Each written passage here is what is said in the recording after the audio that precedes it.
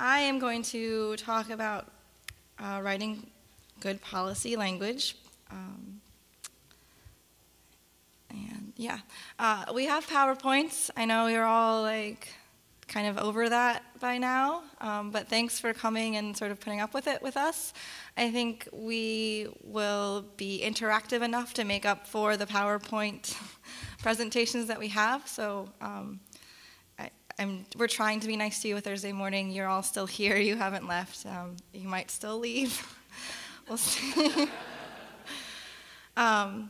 Okay, so when we talk about complete streets, what we're talking about is changing expectations. We're talking about changing cultural expectations of how we move around, what our communities should look like, political expectations, how we spend our money, how we invest in our community, in our transportation network, and practical expectations. We can't keep widening our roads forever, and we need to provide for the people who are walking and biking. If you were at my session on Tuesday morning, you've seen these, but I kind of want to emphasize them again because I think they're really important reasons why you need to have a policy, why it's not just good enough to do things and depend on your staff to do things correctly. Having a policy is really important, especially to build the community and political support that you need to make the change. So all of that coalition building and hand-wringing over writing a good policy is what's helping you get that, the political and community support. And you need to take that and keep moving with it when you implement it. But this is just so important, and so you should keep these points in mind when you're writing your policies, when you're helping other people write policies. How can our policy help us do this? What in our process of developing a policy can help us build this support? Creating a network of roads is really important. Complete streets are not all the same. They don't look the same everywhere. They don't look the same within one community. And we really need to make sure that when we're writing our policy and when we're implementing it, we're thinking about all of the different contexts and land use types that are around so that we are creating all these overlapping layers of streets that people are able to use to get around no matter how they're traveling. And of course, this also has to do with connectivity, which is why that graphic thing is there.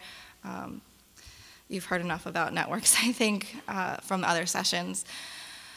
And of course, having a policy, the real purpose is to change practice so that we are routinely accommodating all users. That's sort of a wonky way to say it, but that's why we came up with the term complete streets. And so this is super important and is really key in the concept stage of your projects so that you're not starting with, oh, we're building a 2-lane road for cars. You're starting with, we're building a complete street. What are the different pieces of it that need to go into it? And starting at that very idea phase. So to date, we have over 290 communities. I think it's about 295. So hopefully the next newsletter, which you will all read, will have the last 5, and we'll be celebrating 300 policies, which is super exciting. It hasn't been that long since we celebrated 200, so I'm happy about that. Okay, so when you're writing your policy, I think the first question a lot of people ask is what kind of policy should we write? And that's something that I can't tell you. It's something that you need to figure out what's appropriate in your community. There are pros and cons to each of the different kinds of policy types. I'm just going to talk about a couple of these because there are a lot that are up there. I am writing a guide to developing local policy that will talk about these in a little bit more detail. But basically, I think you understand that doing a legislative measure is the strongest of the policy types because it can be enforced by law if necessary. The BTA in Oregon, the bicycle, I don't know what they're, I actually don't know all of the acronyms, but they're the bicycle advocacy group in Oregon, and their beginnings were a bunch of lawyers who wanted to sue the city because they felt they weren't following the 1971 Oregon state law that kind of mandated the inclusion of bicycle facilities in roads. Other states have also sued Florida, Massachusetts to implement their laws that say that these things are necessary. Of course, we don't want it to come to lawsuits. That's why we're here to talk about all of the things that you need to do within an agency to make complete streets happen. But that's just an example of that. These are the strongest. These are what you can use to say, hey, we have this in code. You need to do this. In my experience, the ordinances and legislation at all levels tend to be pretty short, which is okay. They have the core of the Complete Streets policy in them, which directs the inclusion of all users in certain projects. But they don't get into all of the other sort of best practice elements of a Complete Streets policy. So that's something that you might want to think about if you go in that direction. Resolutions tend to be, well, they can be pretty short, or they could be a little bit longer. And they can cover a lot more information in them, but they're not binding. It's a nice statement. It's a good first step for a lot of communities to take because it is not binding. But it might get the folks who are the practitioners to start thinking a little bit differently. Like, hey, council knows a little bit more about transportation now, and this is an idea maybe they had been thinking about or they heard about and they weren't really sure how it applied, and maybe it will, motivate them to take some action. And then I guess the other one that I just wanted to touch on quickly here is the plan, which is your general plan or comprehensive plan, whatever you would like to call it. Plans are really awesome because you can do a lot of stuff in a plan. You can incorporate complete streets into all aspects of your transportation plan, of course, and as well into a more comprehensive plan that deals with land use considerations. As far as plans go, there aren't that many that I have found that have good complete streets component to them. They tend to be a little bit shorter in terms of talking through that, and also I'm not going to read like hundreds of pages of plans for each community to find out how it's going. But I try, and plans are pretty good in that you can be more comprehensive about the whole approach. But again, they're only as good as they're implemented. So you can have a really great plan, and then it can just sit on the shelf, which is, I think, a problem that a lot of communities have. Maybe fewer now. I don't know, I left this one in here. I think I meant to delete it, but here you go. Most of the policies are at the city level. I think that's probably what most of you are probably focusing on. I'm just going to say probably like 5 more times. It's understandable. We have a lot more jurisdictions at the local level who need to adopt policies. We have, well, this is politically wrong, I guess, but I have 26 states in this chart. I think we're going to say 27, though. We're going to count the District of Columbia as a state. Otherwise, we have a full half of the continental U.S. that has some sort of a policy at the state level, which is amazing. But we don't have a full half at the county or MPO or city level. So when you go back, make sure that you fix that so this is higher numbers first and represents the variety of communities that are out there. Okay, so at the coalition, these are sort of our 4 pieces to making sure that that Complete Streets is a success. The first is writing strong policies, which I'm going to be talking about for a lot longer this morning. And then the second is guiding changes to agency practice that Christine is going to be talking about after our break. If you are still here after, you're like, Stefanie, she's terrible. You'll have Christine instead, so you should come back. And then evaluating on-the-ground outcomes, Christine will talk about that a bit as well. And measuring longer-term results. And when we mean longer-term, we mean 10 to 15 years out, things that are not just related to transportation, things that take longer, and you need to have more coordination with other departments, lowering obesity rates, other health indicators, air quality, water quality, maybe if you're doing green streets, even just mode shift. It takes a long time, and it's more than just making the streets good for people, but it's also about the land use aspect, and those take longer and require not just the transportation department. So we don't focus on that one a whole lot, but the first 3 we're going to talk to you about today. So, adopting the best policies. One of the reasons why we've been successful at the Coalition in disseminating complete streets policy adoption is that we have set a pretty clear and simple standard. Just adopt a policy that ensures all your transportation projects are taking into account the needs of all users. So that's pretty simple, but I read all the policies out there, or I try to as soon as I can, the ones that I know about. So if you know of a policy, send it my way so we can count it.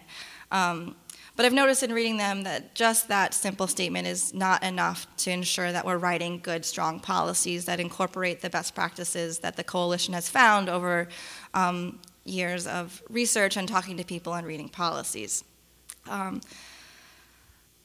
So what we did is a policy analysis that came out, I think, in April for all policies adopted through the end of 2010 that we knew about. We'll probably be doing an update to count all of the 2011 policies.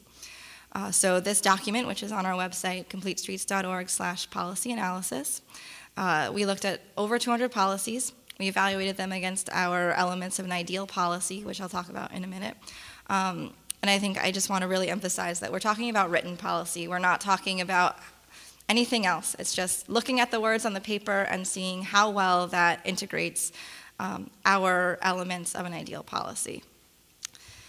And in doing so, we had sort of three goals. One was to inspire communities to look towards good existing policy. A lot of times people say, why can't you just give me a model policy? And it's not that simple, because we really think the coalition building, figuring out what's appropriate for your community is so important, and we can't just say, this is the way complete streets policy should be written, and not base it on real life examples.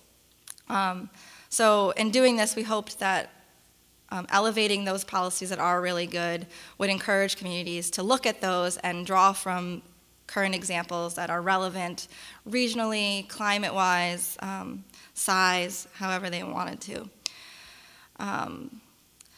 Another really important piece is the entire staff of the coalition is here right now. There are 3 of us. We don't have time to help everyone as much as we'd like to. And so in doing this, I hoped that some of the knowledge that we have would be out there for other people to soak up and use themselves.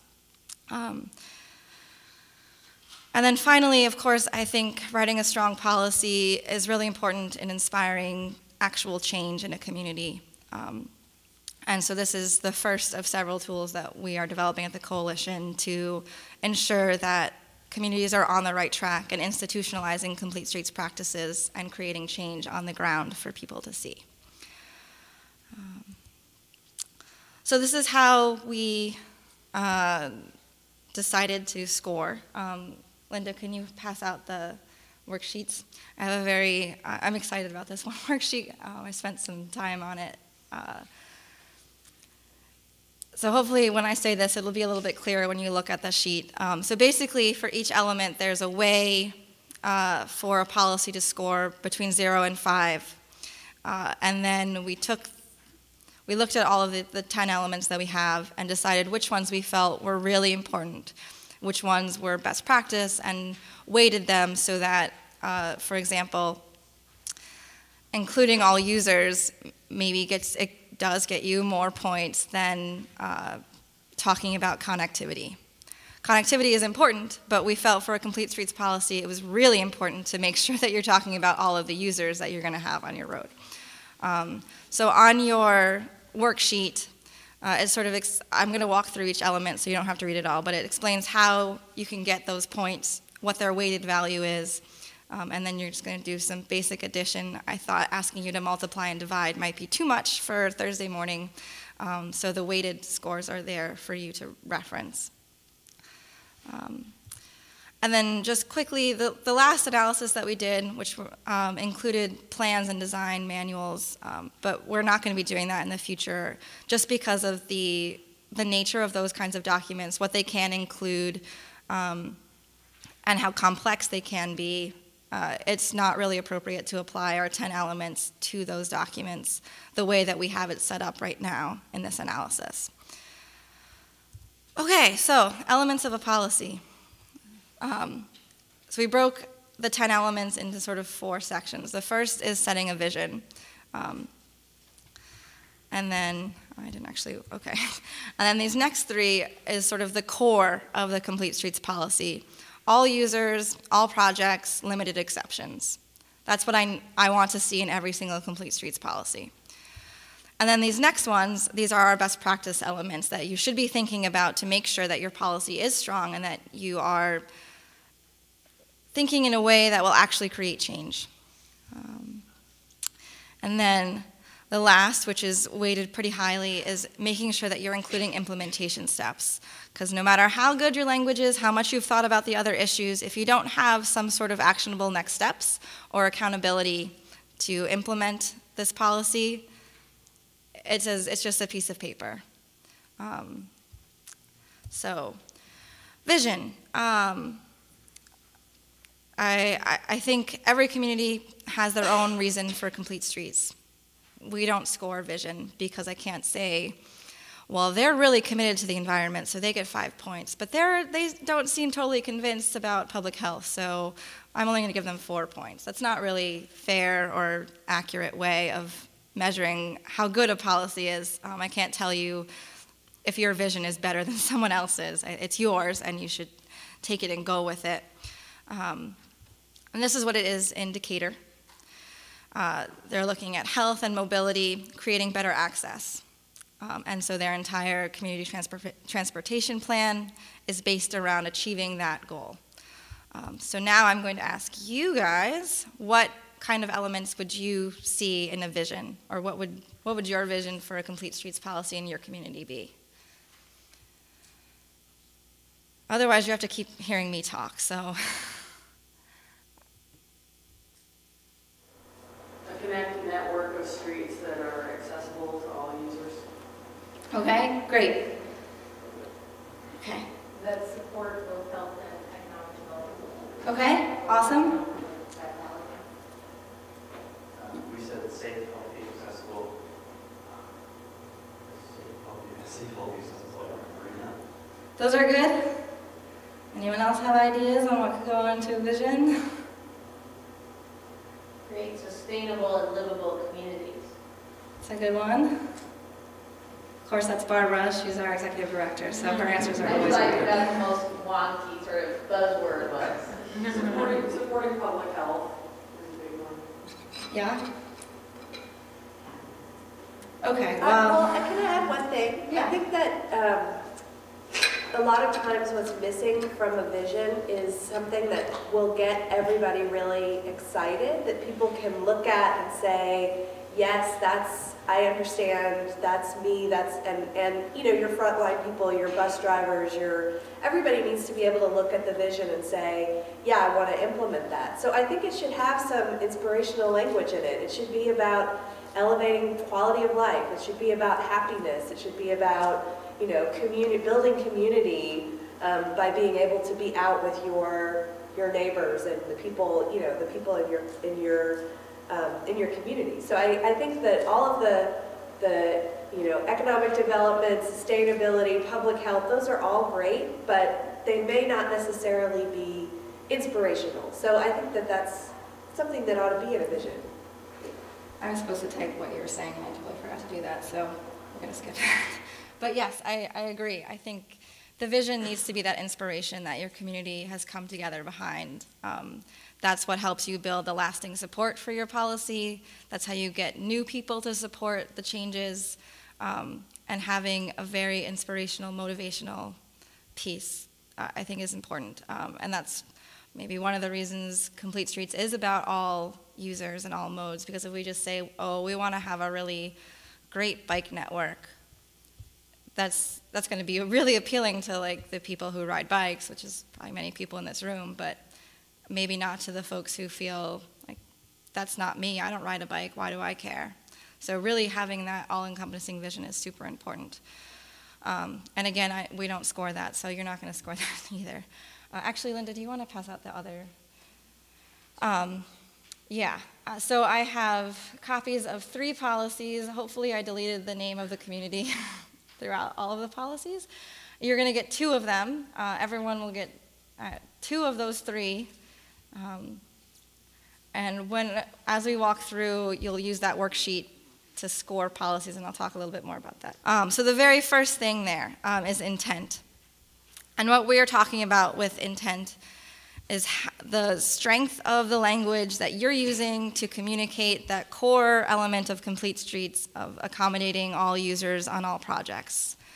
The sheet should explain what I'm looking for in terms of how to give points to that. If you use words like shall, must, will, you get more points than if you use words like shall apply Complete Streets principles or consider Complete Streets principles.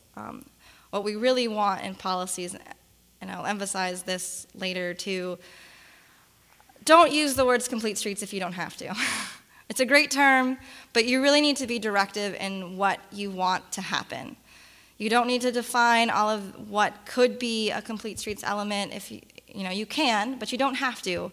What you really need to say in a Complete Streets policy is that you are going to accommodate everyone in your community, regardless of how they're traveling, if they have a disability or not, if they're young, if they're old, if they are low income, if they are wealthy, if they are Black or Latino. Everyone needs to be accommodated, and that's what your policy should say. It should be very clear that's what you want. Saying that you're going to apply Complete Streets principles is good, and I'm glad that you like the term Complete Streets, but it's not as clear as saying we expect all of these users to be part of our everyday transportation decisions. So this is a good example of a policy that scored well in intent. It's long. This is pretty much the core of their Complete Streets policy there. It includes all of these elements I'm going to be talking about. But the piece to notice, yeah, there we go, is this here. It shall be designed and executed in a balanced and responsible and equitable way to accommodate and encourage travel by all those people. And that's what I'm looking for. And so you can, for that, you get a total possible, in your score of 100, which is weighted, you get 6. So not a lot, but enough to make a difference. All users, Complete Streets policy, you'll notice on there, it has an NA for bikes and peds.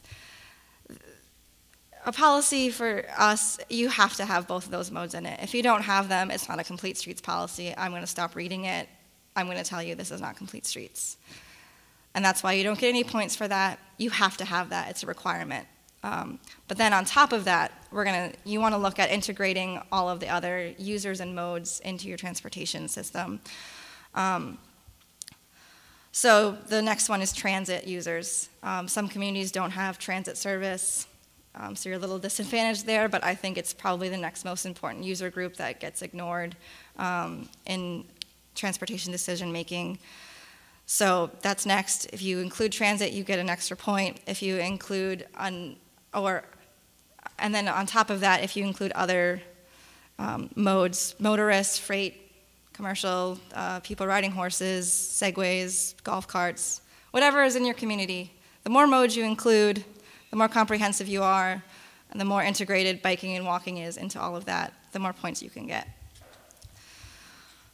So an example this is in Long Island, pedestrians, bicyclists, transit passengers, all ages and abilities, trucks, buses, automobiles. They're all considered road users, and they have an equal expectation of safety, which I think is a nice way to phrase that. So when you go through your example policy to score them, you should count how many users you're hitting. All projects. Policies need to go beyond just newly constructed roads. I think a lot of communities are built out, or they're not actually building the roads, their developers are. So I think this is the one that's sort of split if you are a state or an MPO. There's sort of a different way to get points for this one, right? No, sorry, I'm thinking of a different section, whatever. Okay, so more than new construction, you need to talk about retrofit and reconstruction projects. Everyone should think about that. And then maintenance, repair, those kinds of things get you extra points on top of that. This is an example from New Jersey. Planning, design, approval, and implementation for construction, reconstruction, or retrofit, including resurfacing, restriping, and signalization. It's a lot of changes that you're going to have to make in an agency, but that gets the most points in a policy. Yeah? Sorry, can I It's ask you okay. a question? Can you talk about maintenance a little bit and sort of what you that's one that I can tell you our agency really struggled with, seeing that language in there. And I guess I'm trying to think of what you consider a maintenance activity that could improve a street. Yeah. You know, because clearly, like for us, you know, if our maintenance folks are out there and all they're doing is replacing guardrail, to us, Yeah, that does not- that's not an yeah. opportunity to do anything relative to complete streets, or if they're crack sealing or whatever. Right. So, And so I'll talk about that a little bit more with the exceptions. But the question is, what do we consider maintenance?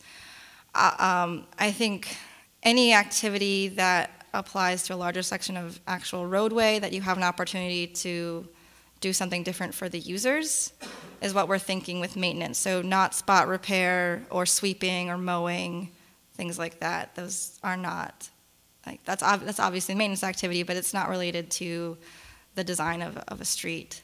But we do want to include maintenance thinking through resurfacing, restriping, those kinds of activities, which are really important ways to take advantage of an opportunity to create a better facility for people who are walking, biking, or taking transit. Is that somewhat clear? I have a little bit of something to add. I think that's an area, John, where a policy might also inform maintenance activities. So, and as an example, in San Francisco, we now have a policy that all crosswalks, even at controlled locations, will be continental marked, not the 2 lines, but the piano keys or ladder or whatever. So as part of regular maintenance, that is an upgrade that's going to happen. And the other one that is maybe not always part of the consideration is whenever maintenance happens that actually, you know, we're repaving the street and we go in and we put in edge lines or something like that, or a bike lane or something, that we do a speed survey after the change to see if it's also an opportunity to lower the speed limit. So those are, because reducing speeding is one of our key sort of pedestrian safety goals.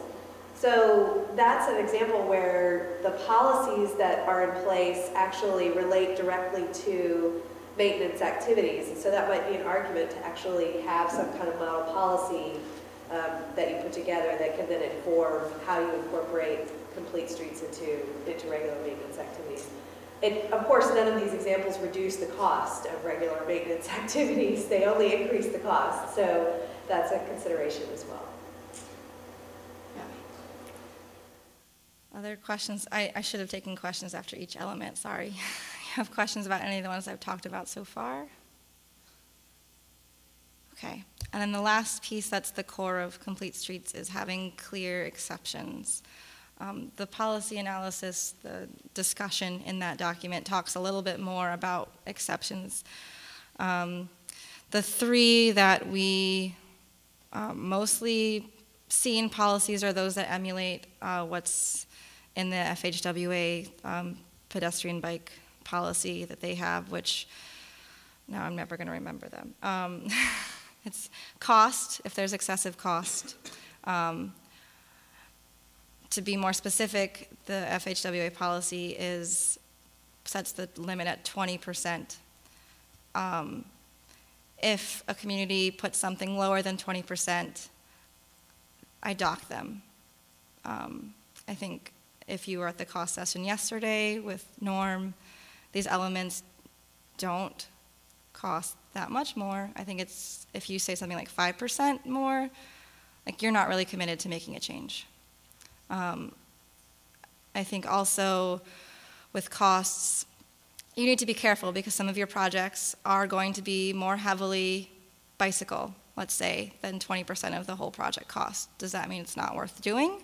No, that means it's just an important project for bikes, and so you're spending 80% of your project budget on them. I'm also okay with not putting a number on that, because a project that maybe you're saying adds 21% is no more or no less important than one that adds 19%, most likely. Furthermore, I think it adds a lot of work for people to go back in their projects and say, this is how much the sidewalk costs, this is how much the bike lane costs, this is how much the travel lane costs, and figure out if it's actually 20%. Like that's a lot of work, and we don't want it to be a lot of work. We want it to be easy and incorporated all the time. So that's one exception that we look at we will consider not inappropriate, I think I wrote it down here. The second one is if there's no current and future need for that facility. So you're not building sidewalks in cornfields. That's that piece. If you're not going to be putting in a subdivision here, you might not need sidewalks, or you might not need to worry about connecting that with your bike network. But you need to think about future, because if you are going to be developing there in 10 years, and this is a bridge project, let's say, that's going to last 50 plus years, hopefully, you need to be thinking about those now in this project and saying, well, we're going to have more need.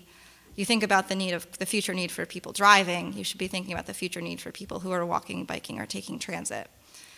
And then the third exception, that's one of the big three.